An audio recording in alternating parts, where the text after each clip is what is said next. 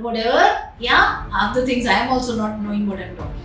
Yeah, and the child would point out receptive language. Yeah, you have snatched mercilessly an opportunity from your kid to be able to say the word. Also, you didn't teach him the word or her.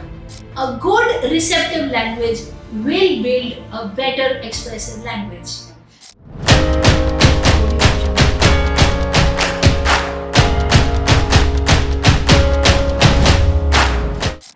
Hello everybody, welcome yet another time to Sashakt Empowering Lives YouTube channel.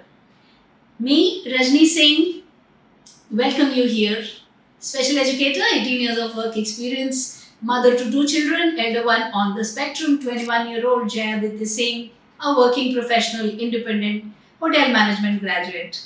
Along with that, some 18,000 plus students worldwide, different YouTube channels, Instagram handle, various digital programs, connecting with people the world over, the world across, getting parents to believe that their child with autism can and that it is possible. Yeah? Okay. I think that's the quickest introduction I've ever done in any of my videos because I just go on extending it. Yeah, today's topic. Today's topic is how to increase receptive language. Lots of people say, my child knows 500 nouns, my child knows 1,000 nouns, but still it's not making much of a difference. You picked up a book and you taught him gorilla and orangutan and armadillo because that's fancy, yeah, and antelopes and whatever, antler, whatever, yeah, half the things I am also not knowing what I'm talking, yeah, and the child would point out receptive language, yeah. But what good is it? How are you, my dear friend, going to transfer that high fundo sophisticated knowledge of your kid in real life? Whoosh, there goes. So your kid needs to know the following: dustbin, sink, tap, curtain, doorknob. You say this woman is mad. No, she's practical. You are going to teach every single thing in your house that tomorrow your child is going to need, period. So what you're going to do? This is dining table, this is coaster, because tomorrow he has to keep his mug and he can't find the coaster. And you know, we are so good at the guessing game. Oh my God, we parents. So he's looking here and so we're like, yeah, here, take. There. You have snatched mercilessly an opportunity from your kid to be able to say the word. Also, you didn't teach him the word or her. Coaster. So you're not going to be that genie fulfilling every unspoken desire of your kid. No, that's not how it works. Yeah, that's not what God also does to us, right? By the way, He says, stand up, do it in your frequency, vibration, tell me what you want, and I shall give it to you. Don't just wait there that God will give me, right? Same, huh? So same we have to do in the likeness of God. So, if the child is looking, trying to find the coaster, you say, what do you want? What do you want? But before that, your armadillo and your anteater and all of that will not help. Put the book down, tell him, coaster, coaster. What is this? Okay, touch coaster. Okay, touch dustbin.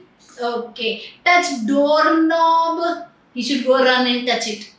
So like this, touch switch, plug, TV remote, battery, because you're going to need those words. Everything in the house he should know or she should know on a receptive mode.